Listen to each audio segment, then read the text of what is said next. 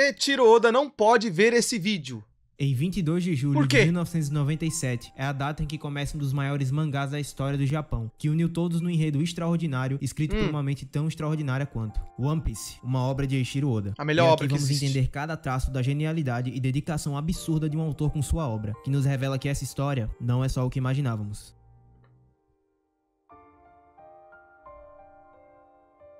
Tem Mano. spoiler não, né? Não, acho que não. O Oda é tão gênio, mas tão gênio, que acho que nem ele entende a Na genialidade Ilha dele. Down, amanhecer, um garoto alegre reencontra seu amigo, Shanks, o Ruivo. Seu nome é Monkey D. Luffy, e maravilhado com a vida pirata de Shanks, Luffy decide Coloridinho, tornar-se que Eu vi da os hora. pássaros Enquanto aqui. admirava seus amigos, Também. eles diziam As algo que gaivotas. mudaria sua vida pra sempre. Ei, Luffy, a vida pirata é maravilhosa. O mar é imenso e você pode ir atrás de aventuras em qualquer ilha que encontrar. Mas acima de tudo, não existe nada como a liberdade. E desde então, é isso que Luffy vive. Por onde quer que vá, vive aventuras e sempre conecta Ele vai, todos tipo, e comemora resumir? em um grande banquete. Essa é a sua essência. Todos os arcos de One Piece seguem o mesmo padrão. Uma grande aventura, uma batalha emocionante e um grande banquete no final. Nossa, que Mas além lindo, disso, mano, existem colorido. alguns padrões que alguns leitores não perceberam e que vão nos nortear até o fim dessa história, nos guiando até a última ilha e ao tesouro em que tudo conecta em uma só peça. Guarde muito bem essa frase.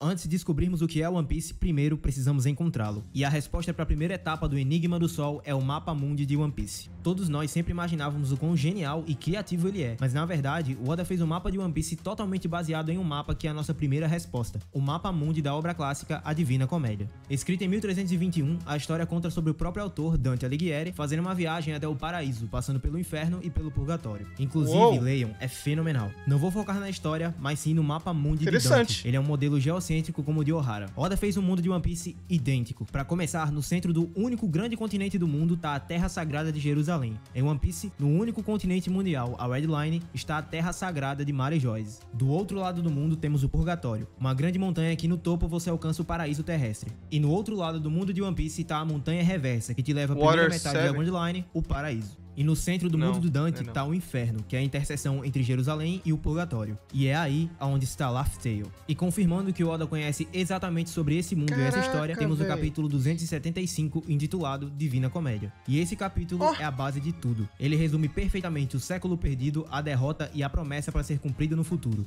No capítulo, lemos sobre a Guerra de Shandora do passado, a Batalha do Século Perdido, a luta contra Enel, que enfatiza que Deus é o medo, que é uma alegoria para o Imu que controla o mundo dessa forma, e a promessa do futuro, na frase: guarda Uau. tuas razões para que não se percam do teu coração. Somos aqueles que ecoam a história em silêncio, acendam a chama de Shandora. Brincando com os números, temos o capítulo 527. Nele, temos a explicação de Impel Down, um inferno prisão dividido em níveis. E é exatamente o inferno de Divina Comédia. A mesma estrutura, mas que ainda não é o inferno que estamos procurando. Ou seja, o Oda não só Caralho, conhece mano. como brincou com os próprios números para esconder Que algo. E esse doideira. algo é Laugh Tale.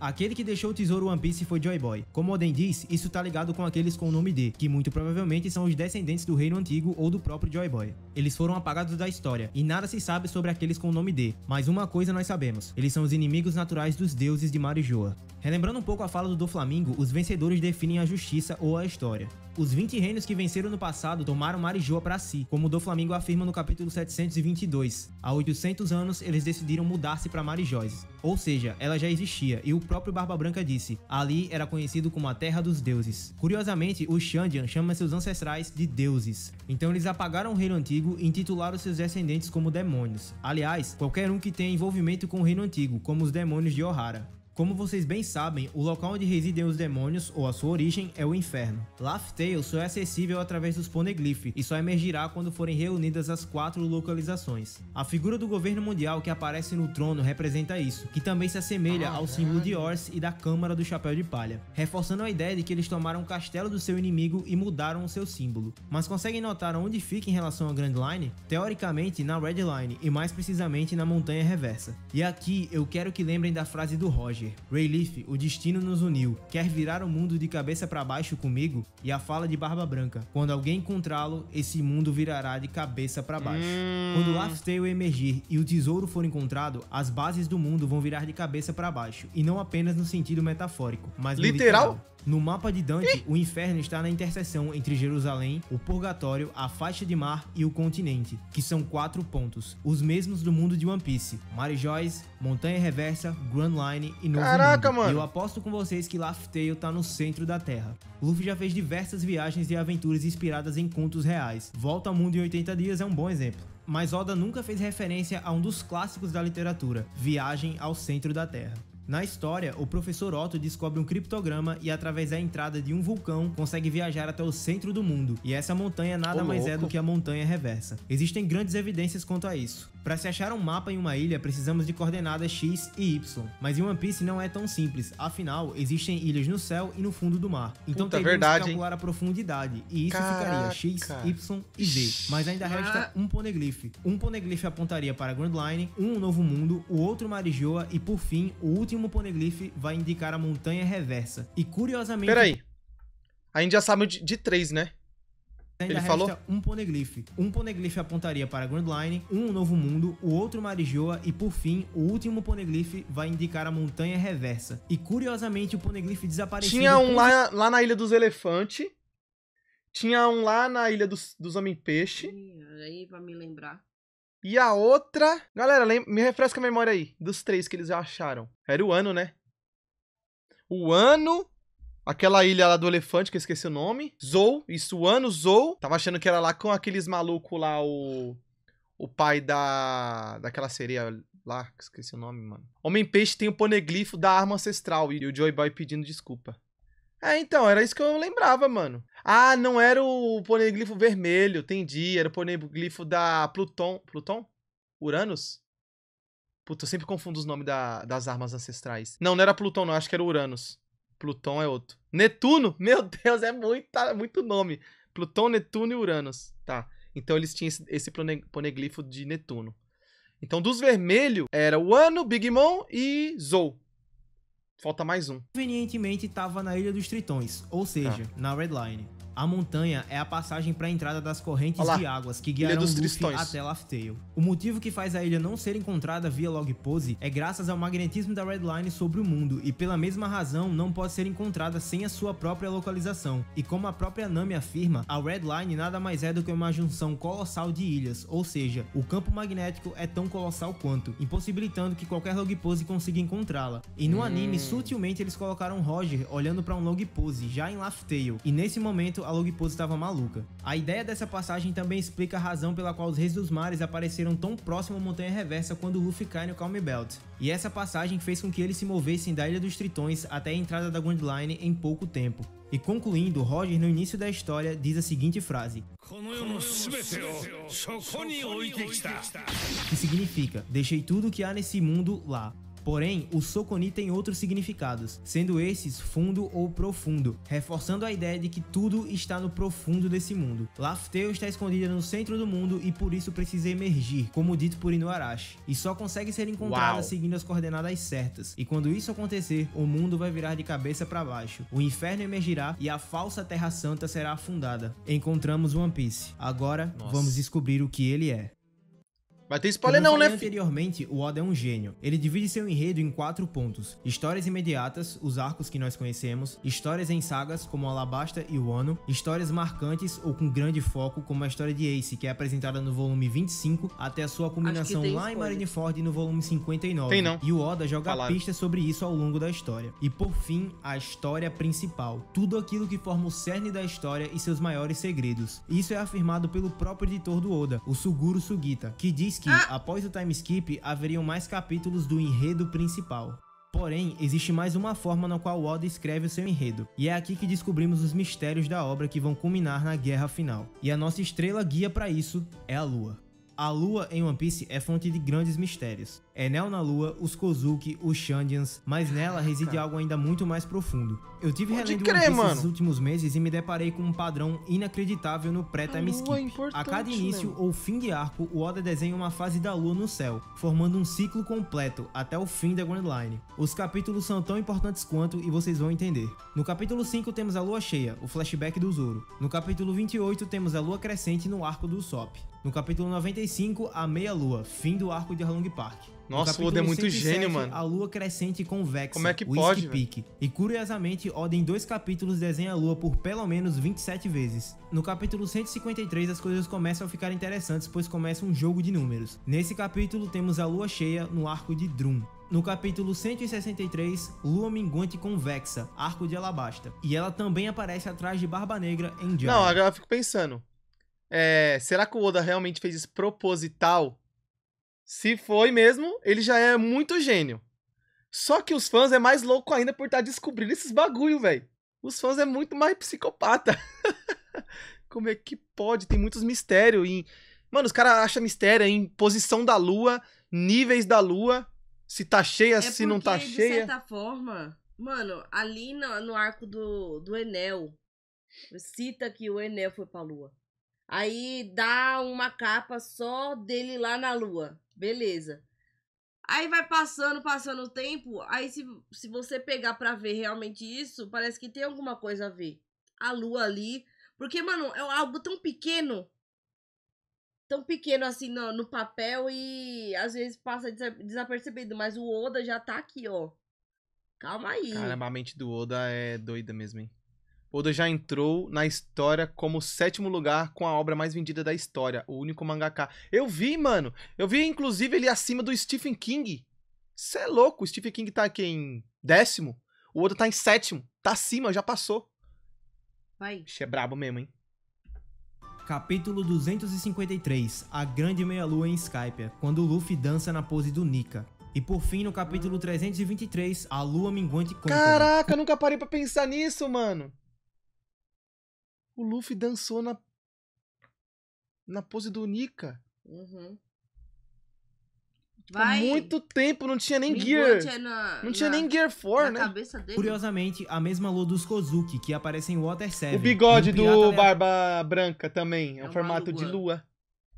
vestido justamente de samurai. E uma breve menção, ela também aparece no flashback do Tom-san no capítulo 353. O Oda gosta demais de brincar com números. Só que uma coisa acontece, esse ciclo Rei se da encerra na matemática. lua nova, quando não existe mais brilho do sol sobre a lua. Depois disso, temos a batalha entre Barba Negra e Ace, que representam uma meia-lua, e eu vou voltar nisso mais à frente. E essa batalha culmina justamente na morte do Ace. Barba Negra até diz... E também, depois disso, temos a derrota total e a separação dos Chapéus de Palha. Tudo começa a dar errado.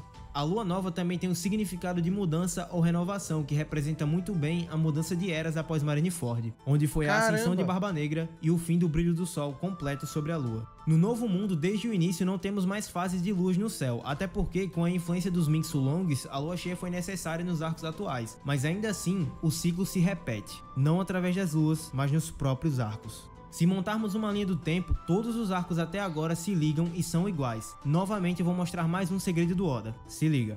Arlong Park e Ilha dos Tritões. O bando se une para vencer uma batalha contra Tritões. E também vemos um pouco da origem do Arlong na Ilha dos Tritões. O tema é voltado por preconceito. Whiskey Peak e Punk Hazard. São arcos curtos e em ambos o Luffy encontra um membro da realeza, no qual ele se alia para vencer um inimigo que está destruindo um reino. E esses membros são Vivi e Kinemon.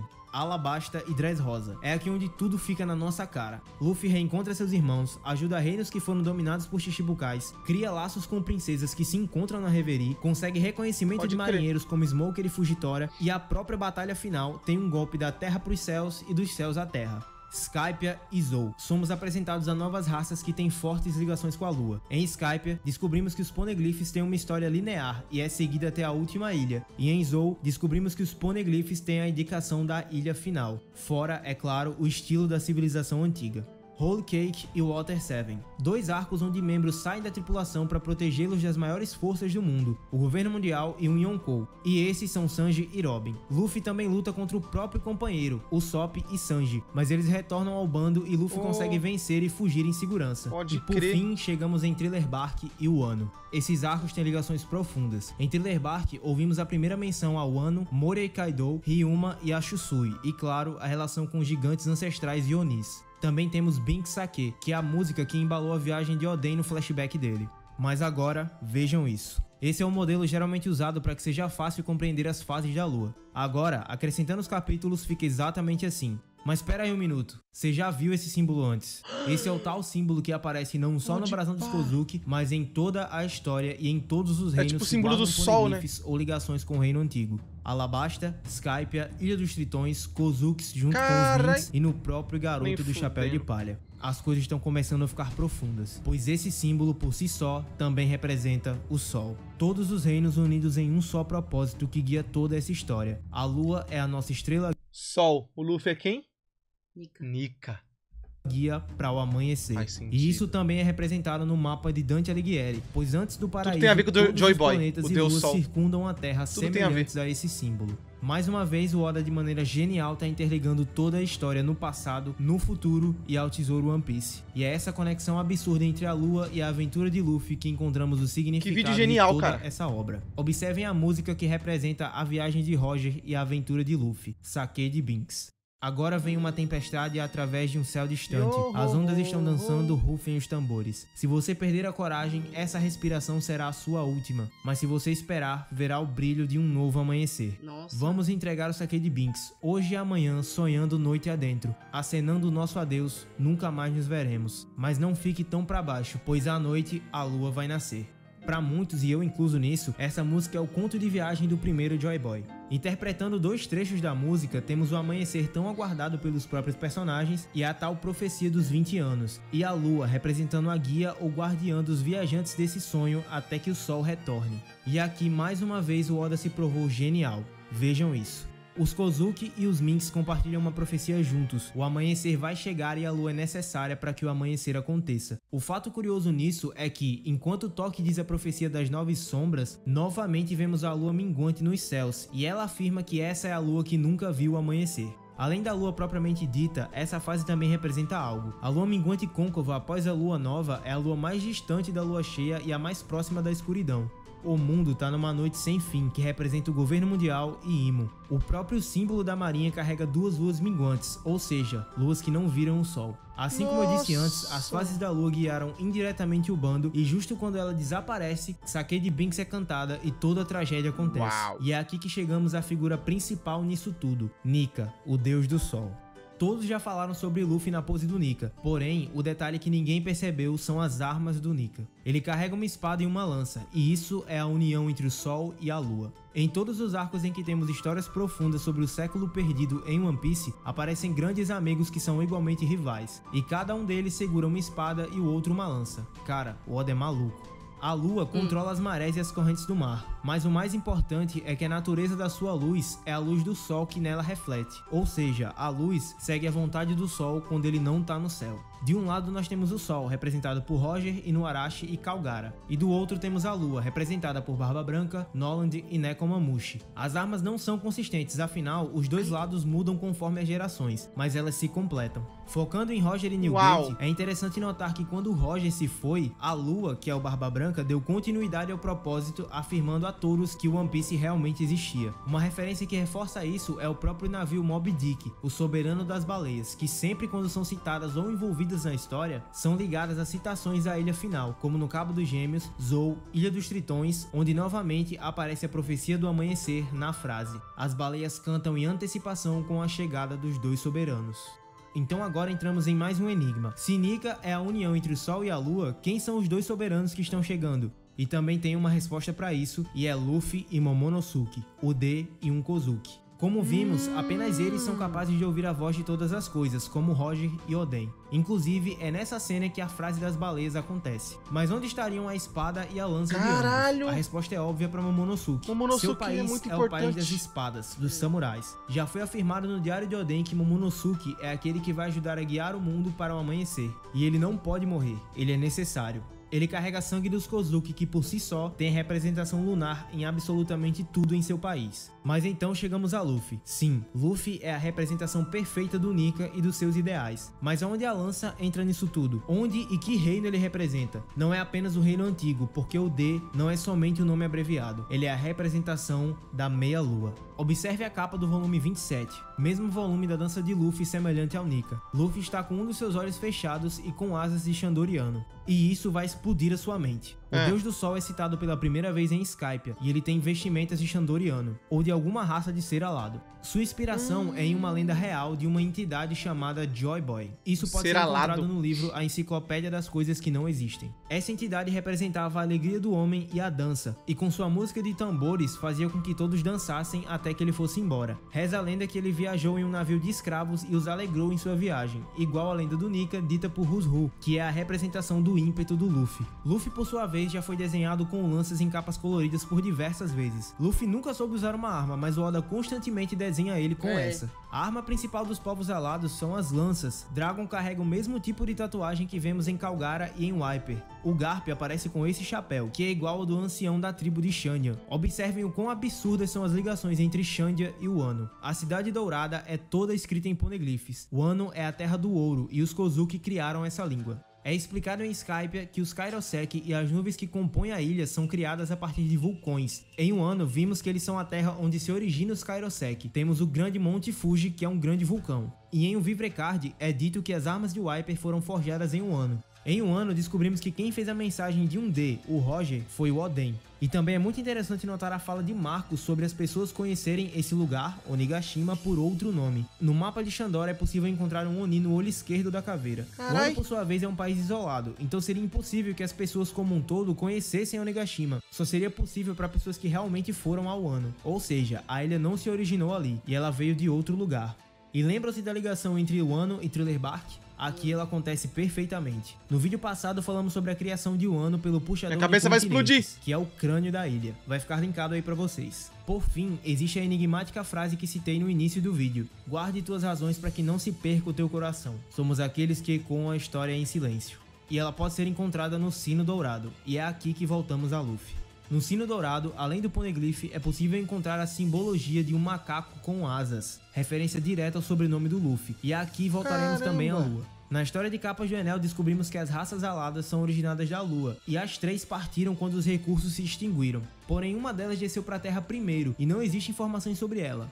Ou não. Além de ser possível encontrar a escrita poneglyph, é possível observar um grande símbolo de sol, ele novamente do lado desse ser. Porém, muito diferente dos outros apresentados nessa imagem, ele carrega um chapéu com a silhueta muito semelhante ao nosso conhecido chapéu de palha. Retornando a falar sobre Mary Joyce, o chapéu de palha gigante e a afirmação de Barba Branca sobre o passado daquele lugar, ele afirma que lá era conhecido como a Terra dos Deuses. Aquele castelo não pertence ao governo mundial. Notem que, na subida das escadas, existem diversas estátuas e elas carregam justamente espadas e lanças. Marco afirma que aqueles que lá viviam eram capazes de fazer fogo com as suas próprias mãos. O nome dessa raça é Lunária e o nome dispensa comentários. E como eu disse, Calgara chama seus antepassados como deuses, e é aqui onde está a origem dos D. Nesse momento, eu não tô afirmando que King é um D. Luffy não é um Lunari puro, ele é um meio sangue. King, por sua vez, seria uma raça pura. Por isso, o paralelo entre Divina Comédia, Marijoa e o Inferno é perfeita. Os anjos, como são conhecidos os seres alados, acabaram por serem chamados de demônios, e os verdadeiros inimigos se chamaram deuses. E além das fortes ligações entre Luffy, Shandora e Wano, ele é capaz de fazer isso.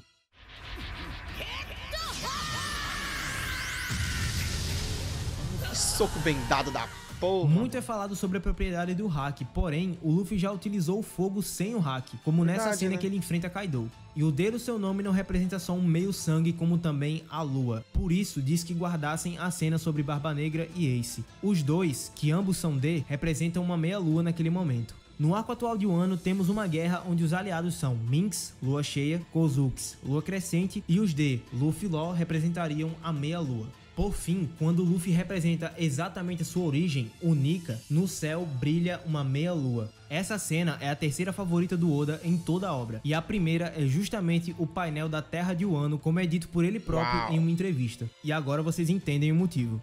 E por fim, temos essa capa colorida. E nela, Luffy aparece com trajes de civilização antiga, como Shandia. E em sua roupa existe um símbolo solar e um tigre em suas costas, que no Japão representa a hora do amanhecer. Abaixo do símbolo solar está a palavra Peace, que significa paz. Guardem esse nome. Então Luffy é o soberano que representa o Sol. Ele herdou a vontade daquele que originou a vontade dos D, o Nika, o próprio deus do Sol. Inclusive a extinção dos Lunari, que muito provavelmente viviam acima da Red Line, motivou o Dragon a fazer aquela tatuagem e criar o exército revolucionário. Momonosuke, por sua vez, é a representação da lua, que aguarda o dia em que o sol retornará. Ela protegeu o sonho enquanto o tempo não chegou. Eles preservaram a história nos Poneglyph quando o sol se foi e lhes foi confiada, como citado por Oden, a tarefa de cooperar com Joy Boy, que retornaria para fazê-los conhecer o amanhecer. Eles precisam estar juntos e é aqui que entra o poema de Black Maria. Em uma noite de neve, dois que desejavam se unir nunca poderiam ficar juntos. No fim, sobre a luz da lua, irão se encontrar. Suas paixões queimam.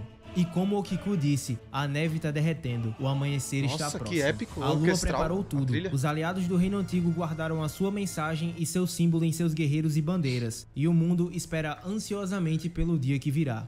O rei javanês Joy Boy, que existiu em nosso mundo há 800, 900 anos atrás, é outra representação real e outra referência genial por parte do Oda. Ele foi um rei que profetizou, após a sua queda, uma nova ascensão do seu reino, quando Hatu Adil, literalmente rei na sua língua, retornar. Sua frase mais marcante foi: quando os vagões de ferro dirigirem 100 cavalos e os navios navegarem até o céu, Hatu Adil retornará e trará ao mundo o amanhecer de uma nova era de ouro. Caraca. Luffy trará o profetizado amanhecer e o Ano trará mais uma vez ao mundo uma era de ouro, como era conhecido no passado. Suas fronteiras precisam ser abertas pelo governante do país e é por isso que essa tal abertura está sendo construída desde 2012 lá em Punk Hazard. E é por esse amanhecer que existe o tesouro One Piece. Ou One Piece, eu diria. Existem 3 coisas que não podem ser impedidas: o sonho dos homens, o fluxo do tempo e propósitos herdados. Enquanto o homem continuar procurando o verdadeiro significado da liberdade, essas coisas jamais deixarão de existir. E aqui chegamos ao tesouro que liga toda essa história em um único significado, uma única peça. O tesouro é a chave principal para fazer o mundo de One Piece conhecer o amanhecer. Temos uma promessa de um reino que voltaria, o trono que era do verdadeiro rei no passado e que foi tomado, e o reino que foi apagado com a profecia de que retornaria no futuro. E essa então seria a missão de Luffy como um D, trazer ao mundo novamente o amanhecer e governar o mundo como seu antepassado de maneira justa e livre. Essa é a sua missão, certo? Não é isso que ele tem que fazer?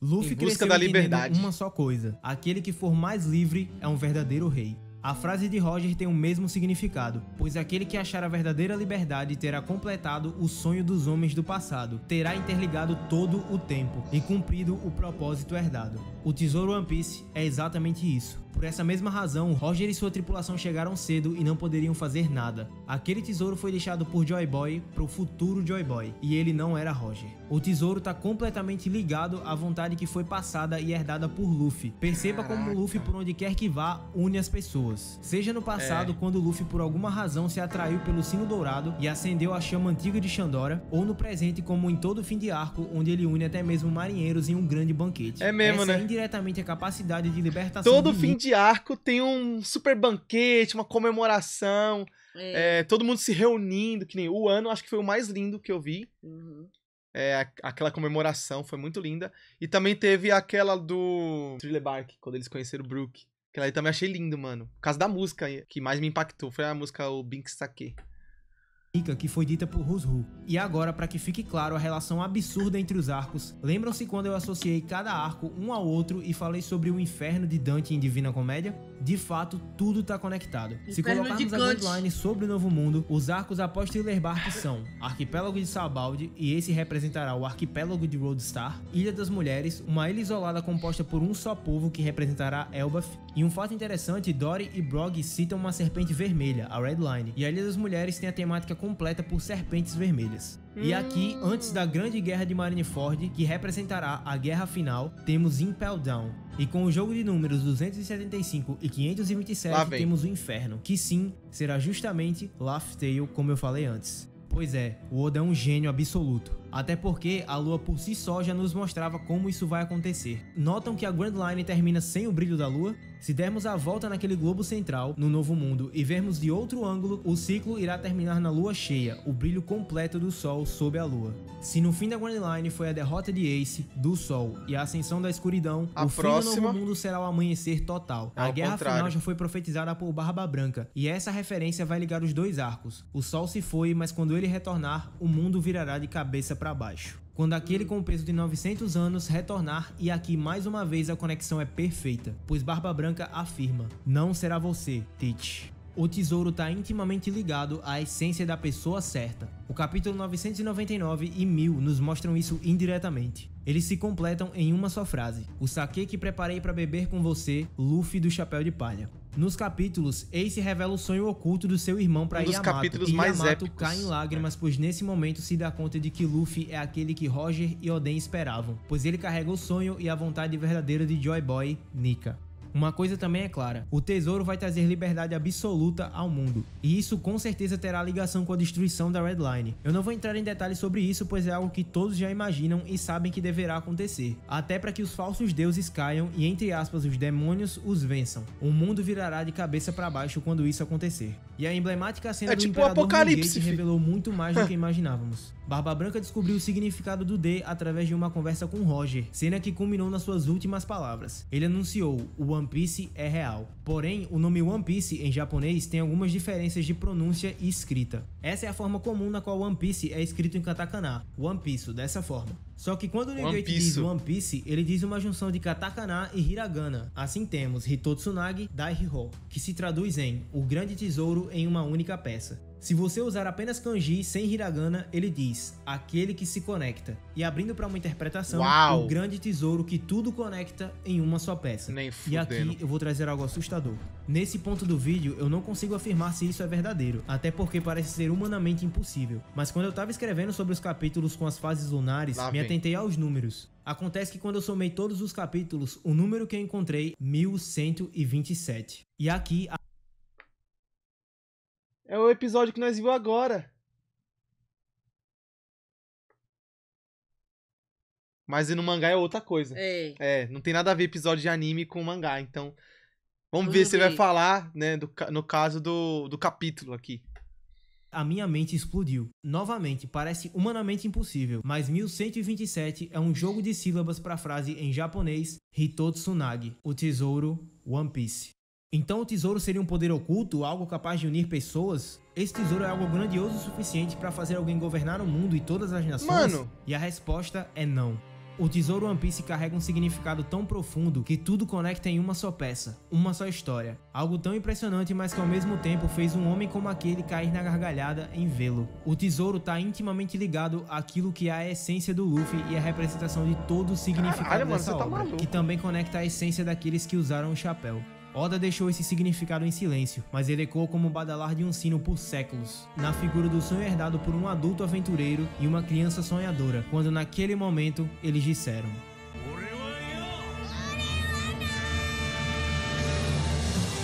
Aquele que dará a maior festa que esse o mundo já tesouro viu. One Piece O nada Luffy mais é do sempre. que um grande salão preparado para uma festa mundial banhado em ouro, que trará o verdadeiro significado de liberdade. Ele representa a festa de liberdade que Nika traria ao mundo. Ele representa o sonho mais íntimo de Luffy e sua essência. Ele é a mensagem que faria um adulto rir e uma criança aprisionada chorar. Luffy é a única pessoa no mundo que carrega a habilidade mais formidável de acordo com Mihawk: unir todos e trazê-los pro seu lado. Ele faz isso em todos os lugares por onde passa e era essa a vontade de Joy Boy. Ele criou Noah para trazer os tritões para esse grande dia, fez com que seus aliados se isolassem e aguardassem na espera do seu retorno, e preparou todo o caminho escrito nos Poneglyph para que um dia aquele reino antigo retornasse, para trazer o brilho de um novo amanhecer pro mundo, quando todas as raças, todos os povos e todos os reinos forem libertos da escravidão do governo mundial e Uau. possam celebrar a total liberdade de um mundo unificado em um único mar. Isso é All One Blue, Piece. o tesouro que tudo conecta em uma só peça.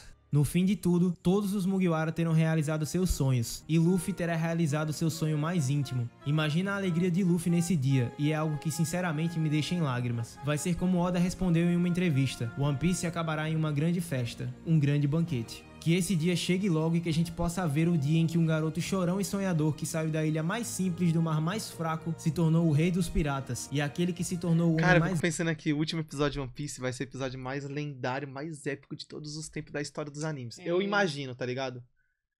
Porque, ó, se você vê tudo que já aconteceu até agora, e ninguém nem tem ideia, ninguém sabe que caralhos é One Piece ainda. E, mano, o bagulho já tem mais de 1000 episódios, e ninguém sabe o que pode ser One Piece. Tem várias teorias, óbvio, mas ninguém sabe o que é. Isso é muito doido, né, cara?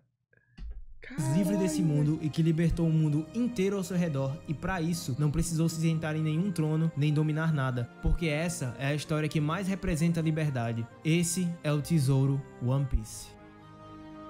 Foda, tá? Absolute cinema, tá? Acabou. Dá vontade de chorar. E por fim é isso, eu espero que vocês tenham gostado. E outra coisa, o último episódio de One Piece, ele não pode ser um episódio, tipo, 20 minutos. Cara, ele tem que ser um bagulho especialzão. Como se fosse um filme. Se brincar Uma hora e meia. Um filme, pronto, fi. Mano, é o último. Os caras têm que dar tudo de si, tem que investir a maior grana que eles já imaginou na vida. 1h30 de filme, pelo menos. Os cinemas irão parar. O mundo vai parar. Mano, imagina, velho. Imagina essa porra da Toei ficar colocando filler. Tipo, assim, vai, tá no penúltimo capítulo. Aí pra adaptar o último, vem 4 filler, pra depois vir o último. Não, acho que não. Ah, é loucura. Eu acho que eles Aí é vão sacanagem. entrar em ato, falar assim... O próximo episódio vocês vão descobrir o que é One Piece. Tá, porra. Ah, Mas aí no mangá todo mundo já vai saber, pô. Então ela não é Toei, a Toei não tem nada a ver, pô. Acho melhor nós ler mangá. Em algum momento da história eu vou ter que começar a ler. Porque senão do nada eu vou acordar, pum, saiu o último capítulo de One Piece. Todo mundo já sabe o que é One Piece. Eu já queria ler. Eu vou ficar deprê. Eu vou ficar ultra deprê. Se não for em live, eu vou ler em off. Foi igual o Jujutsu. Acordei num belo dia. Ah, Gojo morreu, foi cortado no meio. Falei, carai, que lixo. Fiquei puto, mano. Fiquei louco. Ler em off, você tá maluco, filho. Vou deixar essa experiência pro off? Maluco, não pode não, mano. Tem que registrar esse momento pra sempre. E pra todo mundo que quiser ver a nossa reação, vendo os plots. Porque imagina, se a gente ler o mangá, os plots do anime já não vai mais fazer sentido pra nós. Aí eles querem ver o original. Eles têm que ver a nossa reação do plot, a gente vendo pela primeira vez aqueles plot, aquelas revelações. Plot. Lendo o mangá. Porque, mano, imagina, eu vou ver o anime, aí eu vou saber de tudo que vai acontecer, não vou ter nenhuma reação, não vai ter graça nenhuma. O atual de Luquismo e o One Piece já acabou. Puta, verdade. É capaz. Ou não, pô, vai até a semana Lu 15, eu vou ler 50 cap. Ó, vocês dão quanto tempo pra One Piece chegar no fim? Uns 2 anos? Não, uns 4 anos. Eu não vou ficar 4 anos lendo Lu 15 não, pô. Esse vídeo aí é pra provar pra esses pessoal que fala que One Piece é coisa de criança. Aqui vai muito além do que as pessoas imaginam.